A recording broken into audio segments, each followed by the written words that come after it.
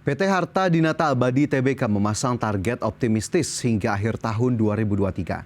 Emiten penjual perhiasan emas ini memproyeksikan pertumbuhan pendapatan sebesar 70 hingga 80% secara year on year di akhir tahun 2023. PT Harta Dinata Abadi Tbk membukukan pendapatan 9,33 triliun rupiah hingga akhir kuartal 3 2023. Angka ini naik 82,83% dari posisi pendapatan di periode yang sama tahun lalu yang hanya 5,1 triliun rupiah. Pertumbuhan ini didorong oleh peningkatan volume penjualan emas murni yang signifikan. Penjualan emas murni HRTA naik 63,5% secara tahunan menjadi 9,43 ton hingga akhir September 2023.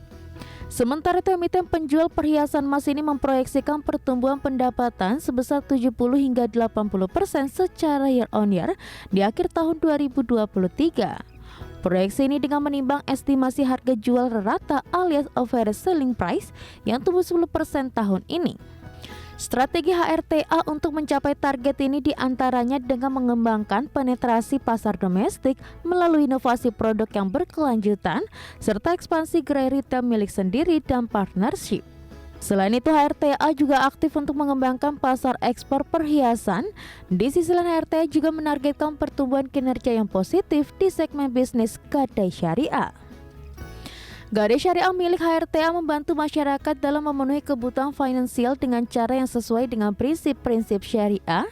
HRTA menargetkan pertumbuhan pendapatan dari gadai secara keseluruhan sebesar 20 hingga 30% per tahun, di mana saat ini masih berkontribusi kurang dari 1% dari total pendapatan konsolidasian HRTA.